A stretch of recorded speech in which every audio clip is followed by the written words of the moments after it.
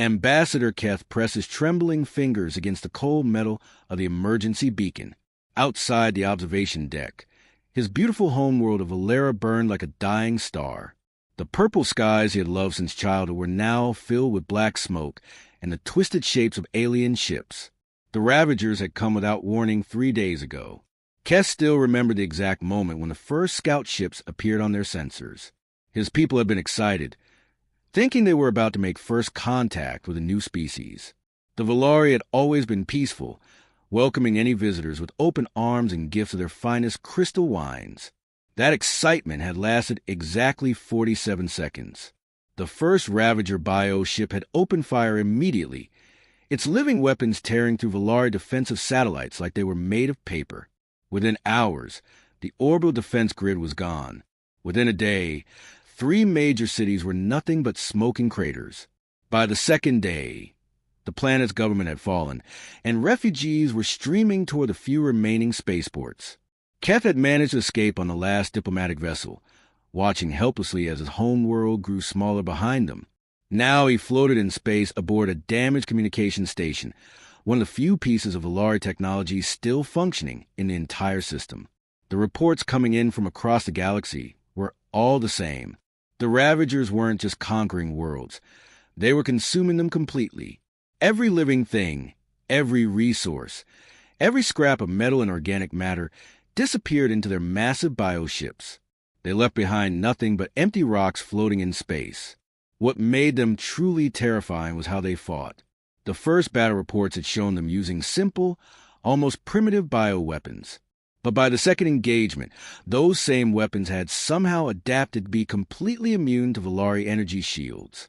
By the third battle, the Ravagers were using improved versions of Valari technology against them.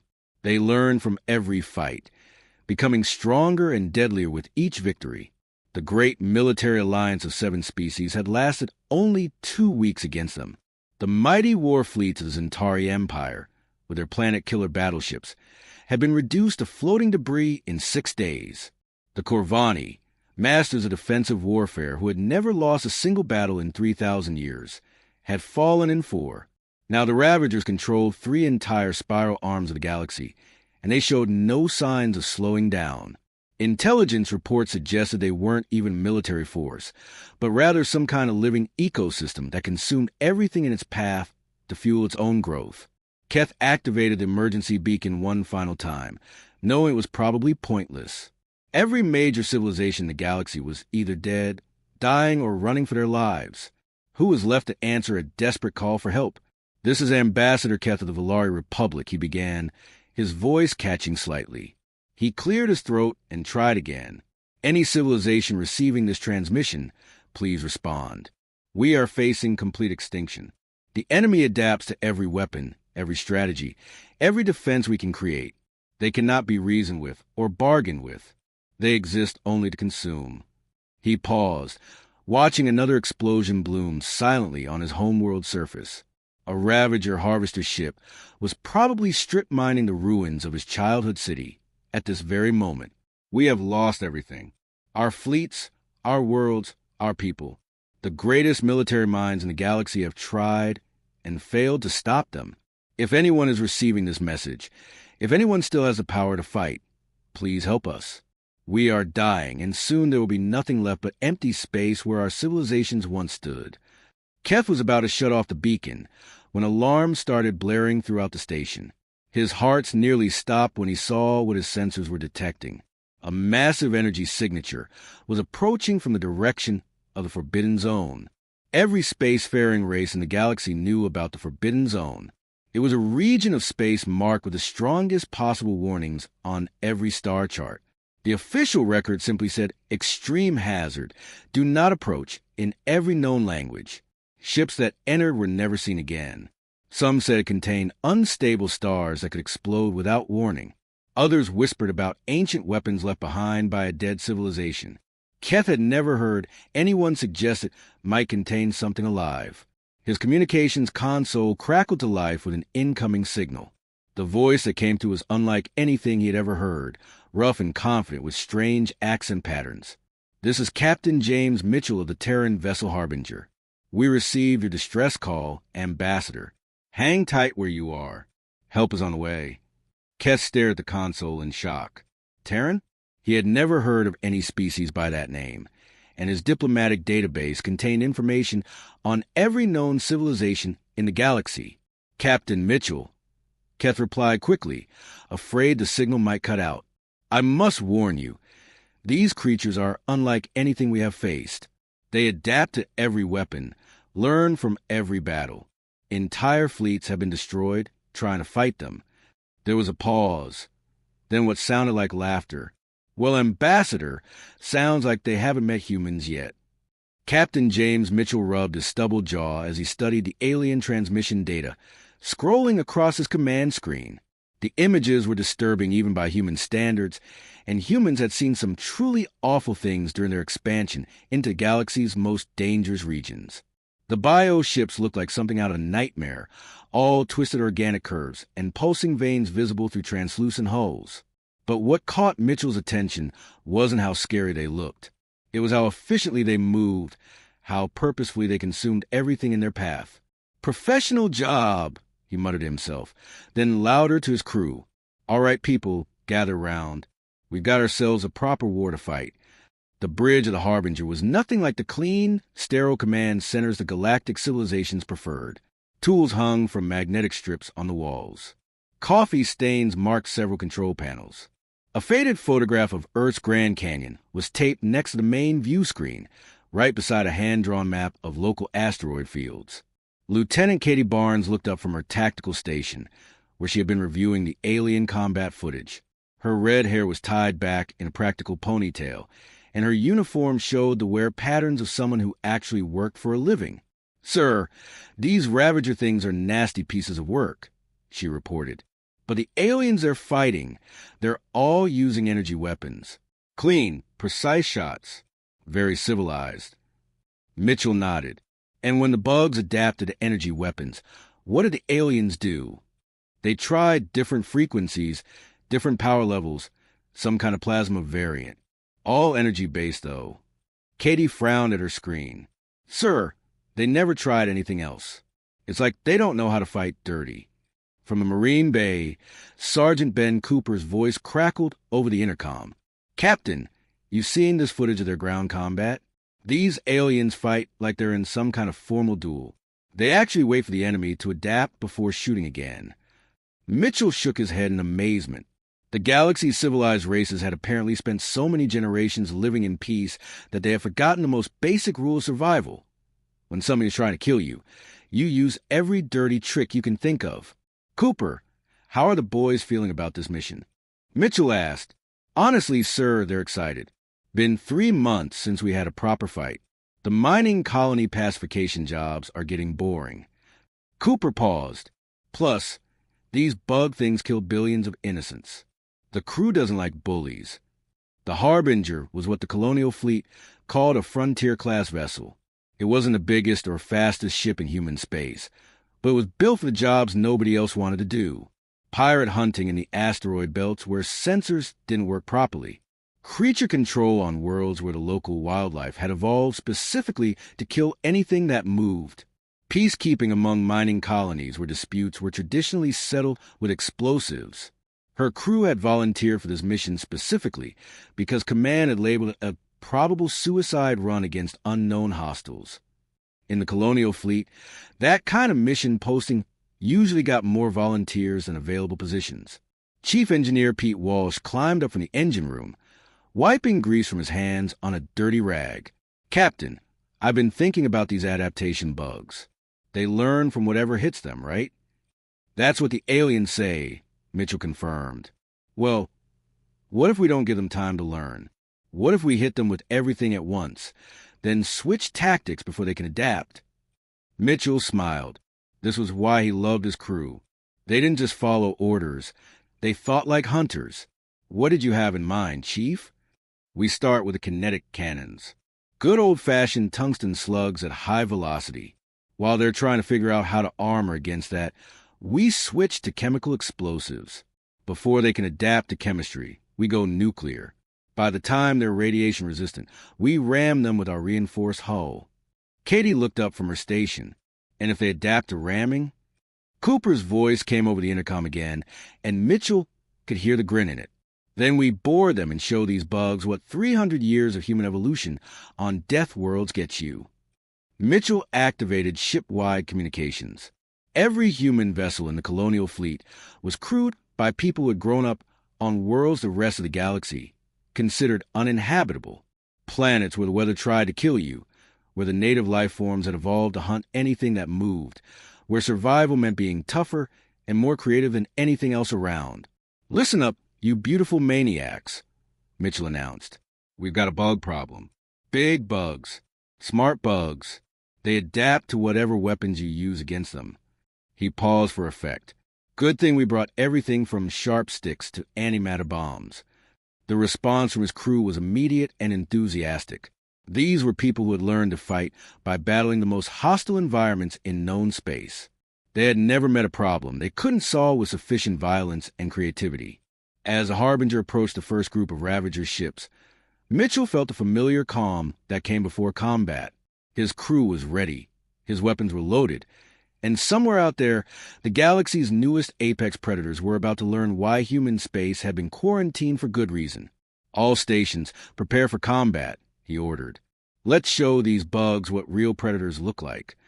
The first Ravager bio ships moved through space like living nightmares. Their hulls pulsed with veins that glowed sickly green in the darkness. They were feeding on the remains of a Valari transport convoy, their organic tentacles reaching out to drag metal debris into gaping mouths that opened along their sides. Captain Mitchell watched them through the Harbinger's main screen, counting 12 of the creatures. Each one was roughly the size of a human destroyer, but they moved with the fluid grace of predators who had never known defeat. "They're beautiful, in a horrifying sort of way," Lieutenant Katie Barnes observed from her tactical station. "Look how they coordinate their movements. It's like watching a pack of wolves hunt." The Ravagers had clearly detected the approaching human ship, but they showed no sign of concern. Their behavior suggested they had encountered many vessels like this before. They would allow it to come close, study its weapons during the first exchange of fire, then adapt and destroy it like all the others. They had no way of knowing they were about to meet something completely outside their experience. "Range in 30 seconds, Captain," Katie reported. "Their biosignatures are off the charts. These things are reading as 90% organic matter, but they're somehow generating energy levels that should require a fusion reactor." "Weapons free," Mitchell ordered calmly. "Start with the kinetic batteries. Let's see how they handle some good old-fashioned physics." The Harbinger's first salvo was deliberately simple. 8 tungsten slugs, each weighing 50 kilograms, accelerated to a significant fraction of light speed by magnetic coils that ran the length of the ship. It was the same basic weapon humans had been using in space combat for over 2 centuries, refined but fundamentally unchanged. The results were spectacular. The tungsten slugs punched through the lead Ravager's hull like it was made of paper, sending sprays of dark fluid into space. The creature convulsed, its bioluminescent veins flashing in what might have been pain or simply system failure. But within minutes, the wounded Ravager's hull began to change. Thick, metallic plates grew over the damaged areas, and the creature's entire skin started developing what looked like natural armor plating. "There it is," Chief Engineer Pete Walsh said over the intercom. "They're adapting to kinetic impact, probably growing some kind of shock-absorbing layer, too." "Right on schedule," Mitchell replied. Katie switched to chemical explosives. Full spread. The second volley consisted of conventional warheads that the rest of the galaxy had abandoned centuries ago in favor of cleaner energy weapons. The explosions bloomed like flowers against the Ravager hulls, and this time the damage was even more severe. Chemical fire clung to their organic surfaces, eating through their bio-armor like acid. The aliens watching from their damaged stations could hardly believe what they were seeing. These humans were actually hurting the Ravagers, something no galactic military had managed to do for more than a few minutes at a time. But again, the creatures adapted. Their hulls secreted some kind of foam that neutralized the chemical fires, and their skin developed a waxy coating that seemed to repel explosive damage. "They're getting smarter," Katie reported. "The damaged ones are sharing information with the others." The whole pack is adapting now, not just the ones we hit. This was exactly what Mitchell had been waiting for. Cooper, prep the boarding shuttles. Walsh, I want ramming speed on my mark. What happened next will be talked about in alien military academies for generations, assuming any of those academies survived long enough. Instead of continuing the long-range engagement, the Harbinger suddenly accelerated directly toward the largest Ravager. The creature tried to adapt, growing thicker armor and extending defensive tentacles, but there was no biological adaptation that could prepare for several thousand tons of reinforced human engineering moving at combat velocity. The impact was tremendous. The Harbinger's reinforced prow punched deep into the Ravager's core, and the creature's death scream echoed across radio frequencies as its biosystems failed catastrophically. But the real surprise came when the boarding shuttles launched from the Harbinger's flanks, racing toward the other Ravagers while their attention was focused on the ramming attack. Sergeant Ben Cooper led the first boarding team through a breach cut by plasma torches, his Marines moving with the practiced efficiency of people who had learned urban combat in the ruins of bombed-out asteroid colonies. The inside of a Ravager bio-ship was like stepping into a living hell. The walls pulsed with organic rhythm, and the corridors were filled with a thick, humid atmosphere that smelled like rotting vegetation mixed with ozone. Defensive organisms emerged from the walls like living weapons, creatures that looked like a cross between spiders and acid-spitting plants. Cooper's Marines met them with weapons that would have horrified the galaxy's civilized races. Combat knives forged from asteroid mining equipment. Flame units originally designed for clearing tunnel-dwelling predators. Close combat weapons that had been developed during the brutal urban fighting on humanity's most violent colony worlds. The Ravagers had adapted to energy weapons, chemical explosives, and kinetic impacts. They had no defense against humans who fought like their ancestors had fought in Earth's bloodiest wars, using every dirty trick learned during centuries of survival on worlds that actively tried to kill them. "These things bleed," Cooper reported over the radio, his voice tight with combat adrenaline. "And anything that bleeds can die." The watching aliens could only stare in shock as humans did something no civilized species would ever consider. They boarded enemy vessels and fought the galaxy's most feared predators hand-to-hand. And somehow, impossibly, they were winning. Deep in the Forbidden Zone, Admiral Rebecca Stone stood on the bridge of her flagship dreadnought. Watching her communications officer decode the latest reports from Captain Mitchell's engagement. Around her massive vessel, hundreds of ships hung in the darkness like sleeping predators waiting to be unleashed. These weren't the gleaming white ships that the galaxy's civilized races preferred. Human vessels looked different, scarred and patched from countless battles with hostile environments. Some had armor plating welded over obvious combat damage. Others carried mining equipment that had been converted into weapons. A few showed the burn marks of atmospheric entry on worlds where the very air was toxic. "Admiral, we're getting real-time feeds from a Harbinger's engagement," reported communications officer Lisa Chun. "Captain Mitchell's tactics are working, but the Ravagers are learning fast. Each group they encounter is harder to kill than the last." Stone nodded grimly. She had expected this. The enemy's adaptation ability meant that conventional tactics would only work for so long. But humans had never been conventional, especially not the crews assembled in this fleet. Commander David Hayes approached from the intelligence station, his weathered face grim. "Ma'am, long-range sensors are detecting massive Ravager movement. They're not just sending scouts anymore. Entire hive fleets are converging on human space. Looks like we got their attention." "Good," Stone replied, surprising her officers with her calm tone. "I was worried this might be too easy." The fleet surrounding the dreadnought represented something the galaxy had never seen before. Every human colony that had survived in the Forbidden Zone. These weren't the comfortable inner worlds where people lived in climate-controlled cities. These ships came from planets where winter meant months of darkness and temperatures that could freeze solid steel. From worlds where the local wildlife had evolved specifically to hunt anything that moved. From asteroid mining operations where a single mistake meant death in the vacuum of space. "Ma'am, incoming transmission from the Ironclad," Chin reported. "Captain Rodriguez wants to know if his mining crews can use their tunnel-boring equipment on the Ravager bio ships." Stone smiled. The Ironclad was crewed entirely by deep-core miners from Titan Station. People who spent their lives drilling through solid rock in conditions that would kill most humans in minutes. Their idea of light combat gear included tools designed to cut through planetary crust. Tell Rodriguez his people have green light for any equipment modifications they think might work.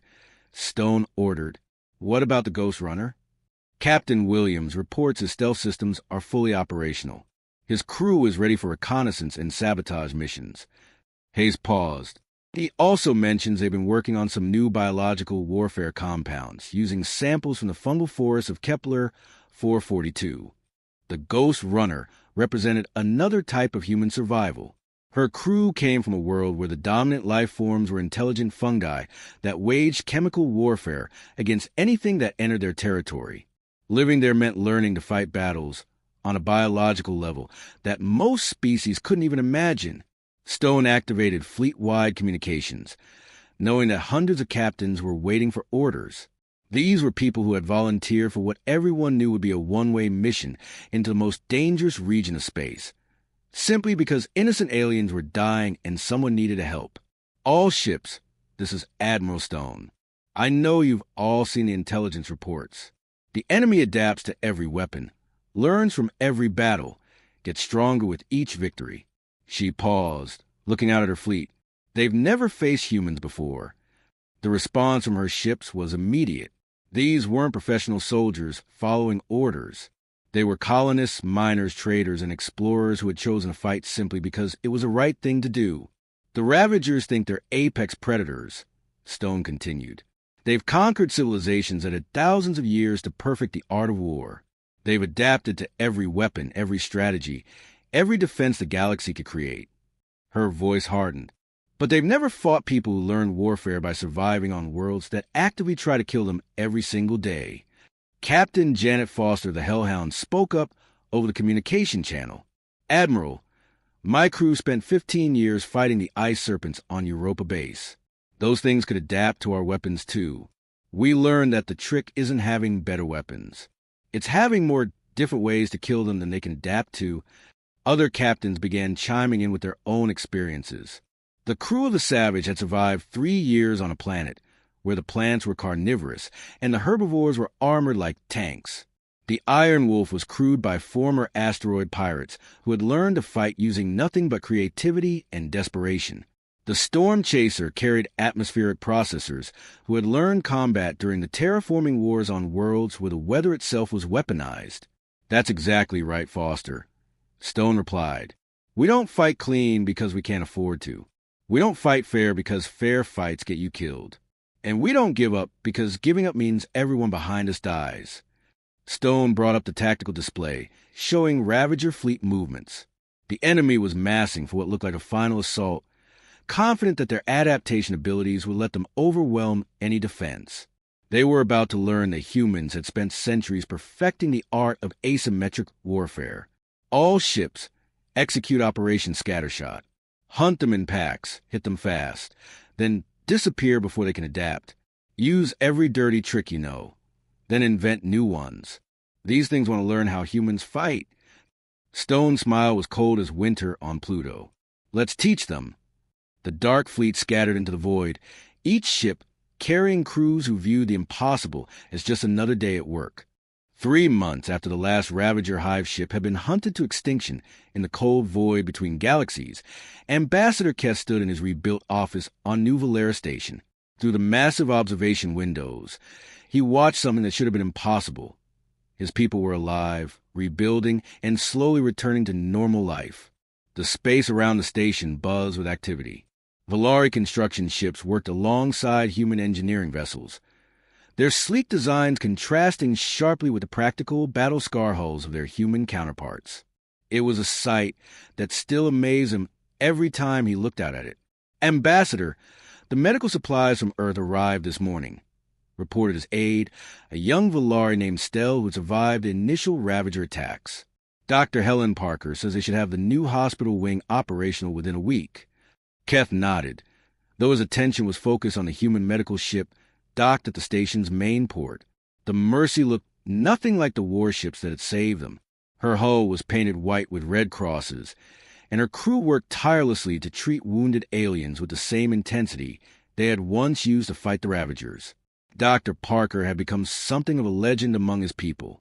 During the war, she had served as a combat medic on one of the human assault ships, treating wounded Marines between boarding actions against Ravager bioships. Now she spent her days developing new treatments for radiation poisoning and bioweapon exposure, working 18-hour shifts to help alien survivors recover from their ordeal. The same hands that wielded weapons now heal, Keth murmured to himself, still struggling to understand the humans who had saved them. A soft chime indicated an incoming transmission. Captain James Mitchell's weathered face appeared on Keth's communication screen, though the human looked different now. The intense combat alertness was gone, replaced by the quiet satisfaction of a job well done.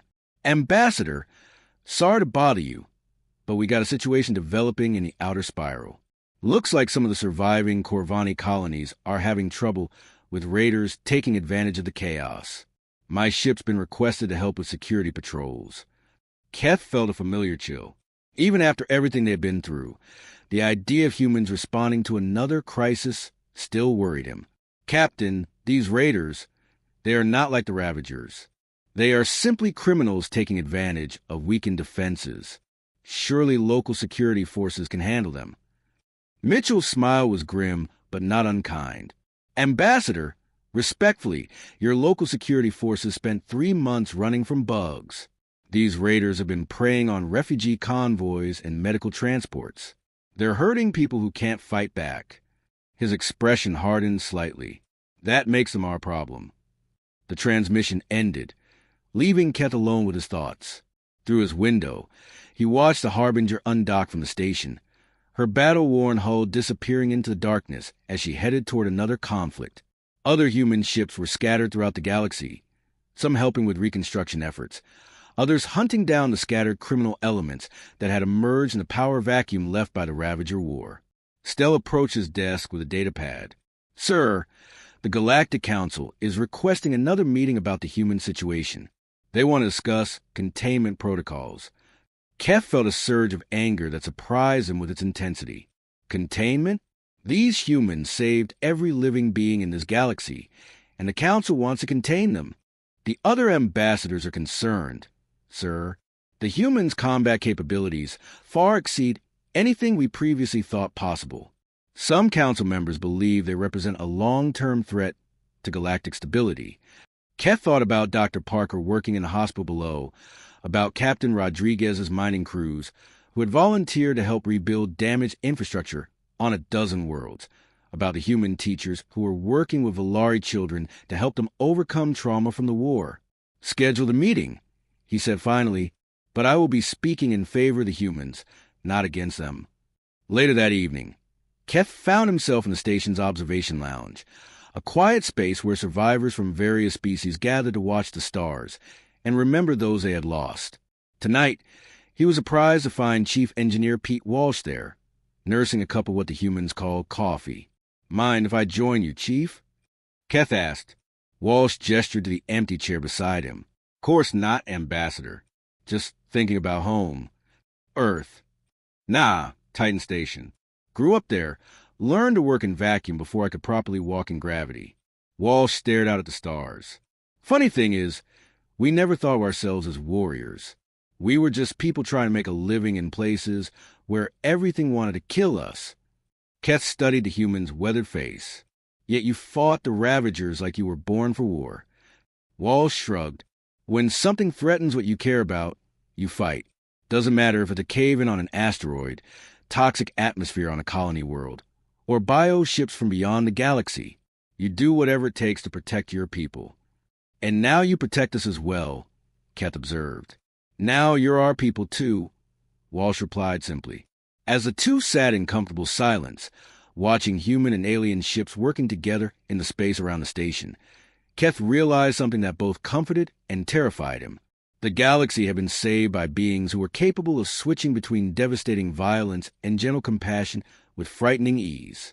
They could hunt the most dangerous predators in the universe to extinction, then spend months patiently helping survivors rebuild their lives. The question that haunted every alien leader was becoming clear to him now. It wasn't what else humans were capable of if properly motivated.